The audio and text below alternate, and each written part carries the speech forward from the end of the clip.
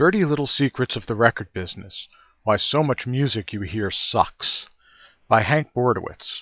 Read by Hank Bordewitz. Introduction. My friends and acquaintances know that for the past 30 years or so, I have worked in one aspect or another of the music business. As a performer, recording artist, journalist, promotion person, marketer, engineer, producer, A&R scout, retailer, critic, crony, gadfly, and guide. Over the last decade, the question most people ask me is, whatever became of good music? Now, I realize good music is a pretty subjective phrase, but I also understand the sentiment.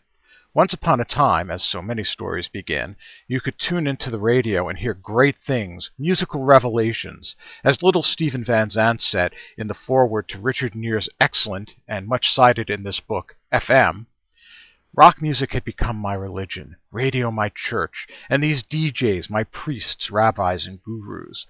They would preach from the Gospel of Dylan, Lennon and McCartney, Jagger and Richards, the Book of Townsend, the Song of the Birds, and the Acts of Davies. Righteous rock radio would continue on a bit longer, struggling valiantly into the 80s, and die quietly in the 90s like a spent stick of incense. In its place, anybody 21 years old or younger inherited a wasteland of corporate conservatism, tightly controlled, lifeless, depersonalized, deregionalized, homogenized DJs, spewing out depersonalized, deregionalized, homogenized playlists. Now, the real answer to these people is that there's probably more good music available now for the average person's consumption than at any time in history. The problem is hearing it, finding it, getting access to it, because no one is going to lay it in your ear anymore, though they might try.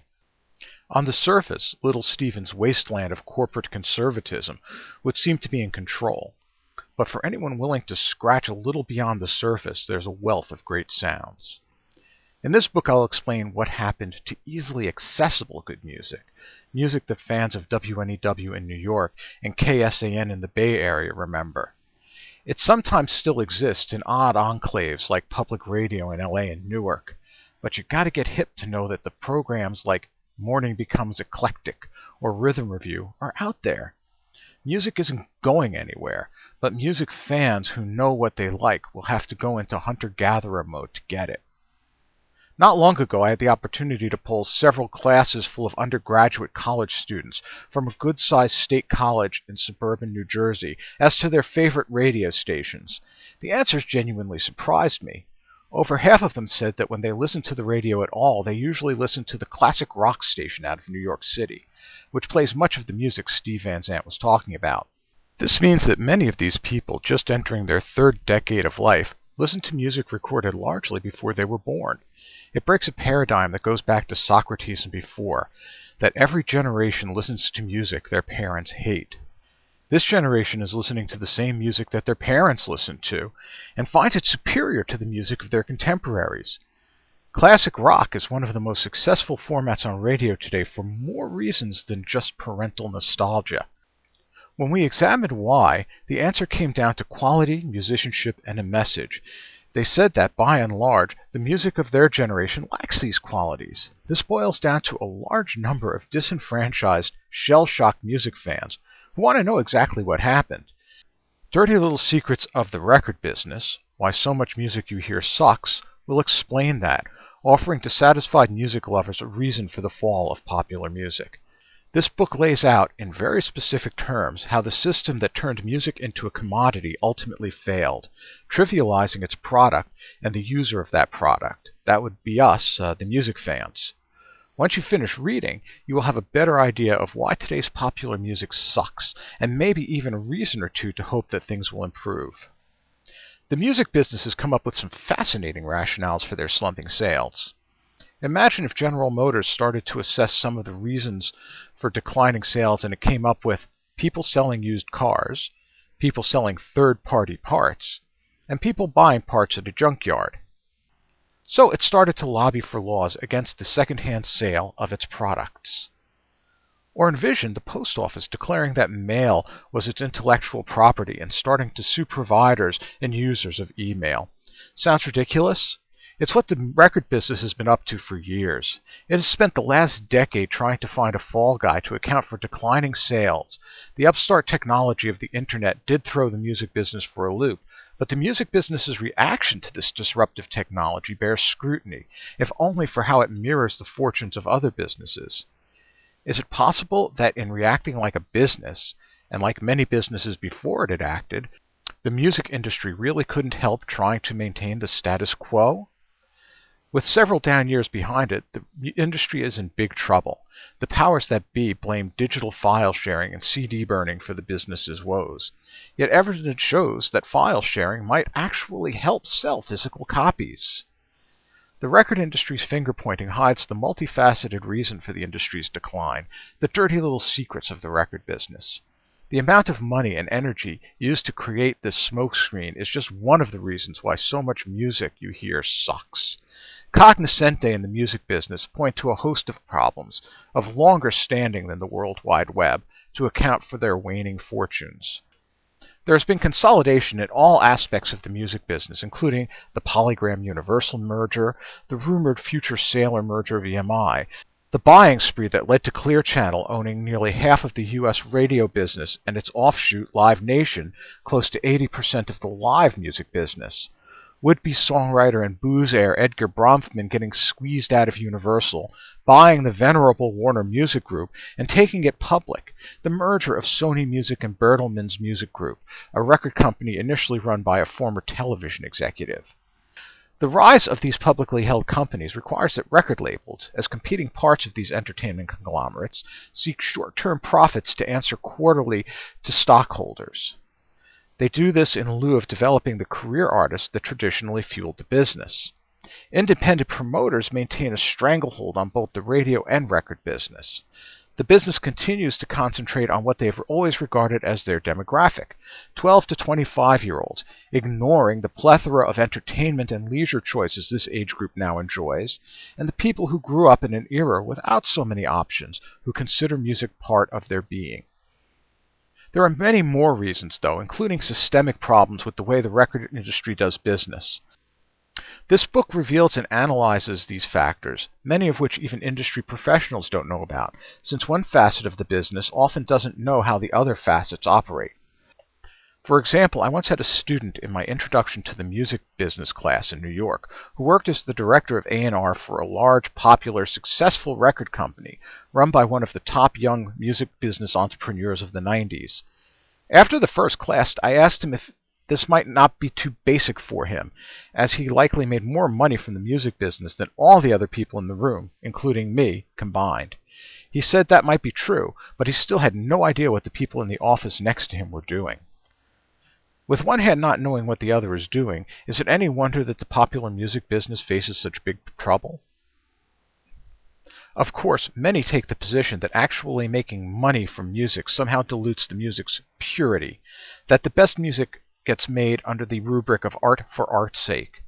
And while plenty of prefabricated music, made only to keep the sluices of the machine lubricated, contributes to why so much music we hear sucks, making music for money is not inherently evil or even a bad thing. The reason the subtitle of this tome reads, "Why So Much Music You Hear Sucks," and not "Why All Music You Hear Sucks," is that some commercial music actually speaks to people artistically, and some independent music is utter crap. One of the great things about art is that there are no absolutes.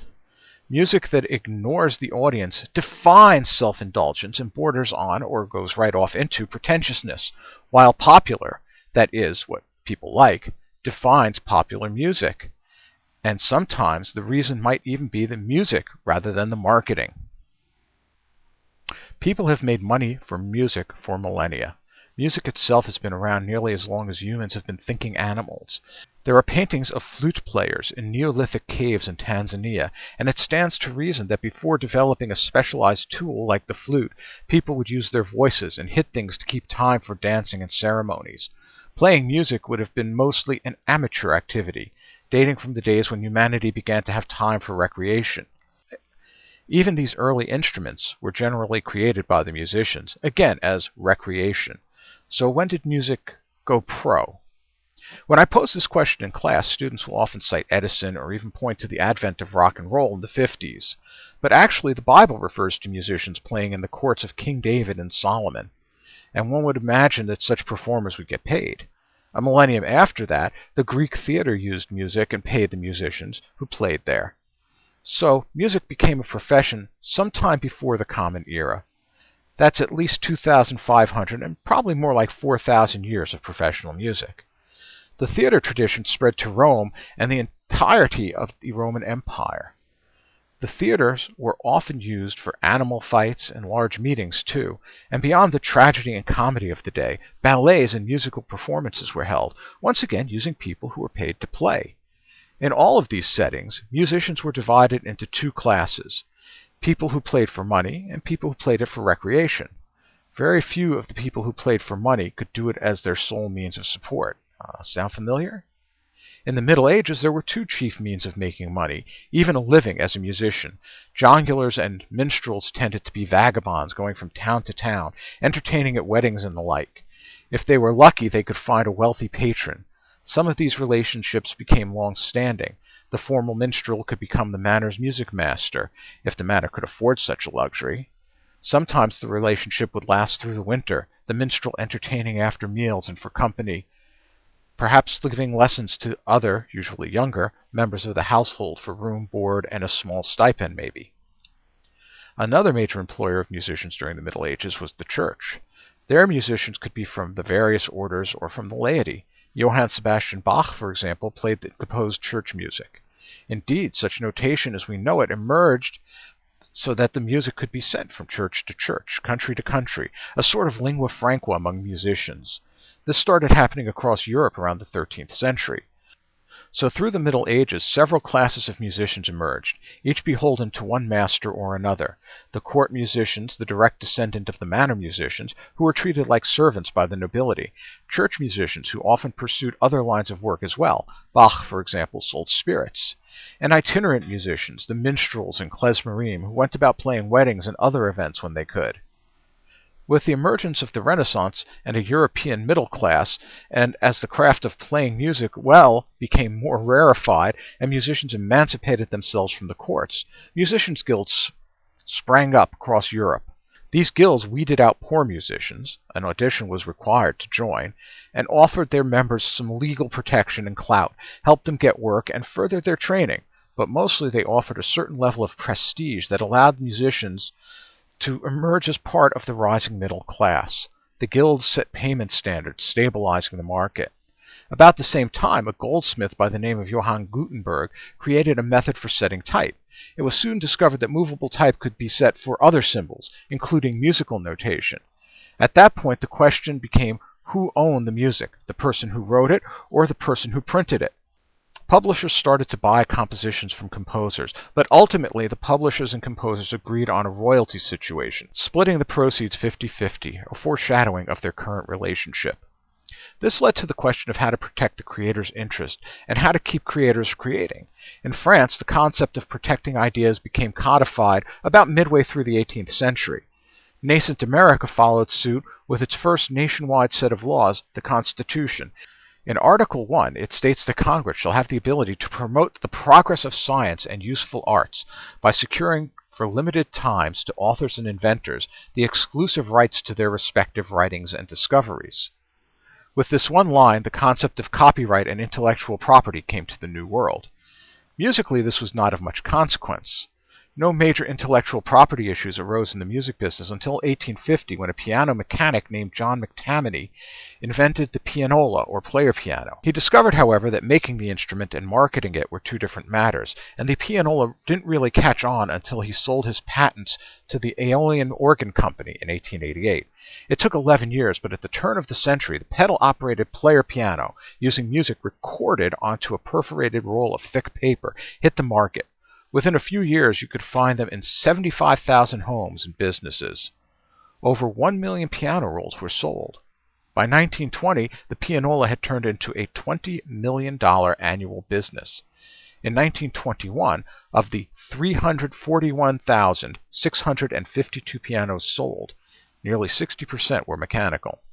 This created a question within the music business. had to pay the composers for these perforated rolls of paper that were playing their music. It wasn't the same thing as sheet music or folios of songs. This was a mechanical reproduction. Eventually, each roll sold entitled the composer and publisher to a mechanical royalty. In a few more years, this concept would become even more important, as we'll see when we deal with contracts and rights. So music has meant money for millennia. As much as the phrase music business defines what has turned into a giant ruminant digestive system for sound, it also functions as an equation. Music more or less equals business.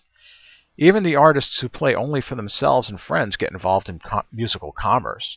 They buy instruments, sheet music, and especially records. But even before Edison embedded sound on tinfoil, music and business had an uneasy partnership. Whether the music sucks or doesn't, a highly subjective and personal matter, a ton of money gets spent in the production, promotion, and ultimately the sale of all things musical. Where money goes, greed and all of greed's henchmen, avarice, bullshit, corruption, deceit, come into play. Which gets us to the meat of the matter. All ruminant digestive systems produce meat, after all. Because as much as the artist gets the music into the fan consumer's hands and ears, the business creates the context for the commerce. And as it works today, it only builds on what has worked before. Throughout this book, I'll be picking points in history when certain practices became paradigms, showing how they became part of the popular music mindset. The precarious tightrope team of art and commerce play few more dangerous venues than popular music. For music to stay healthy, for musicians to both thrive and have time to create, money must grease the wheels. However, when the money becomes hidebound, can the other side of the equation avoid getting affected? Will the music business pull an Ouroboros, swallowing its own tail, threatening to consume itself until it simply disappears? Or will it emulate the phoenix, growing old and burning itself out, only to arise better and more beautiful from the ashes?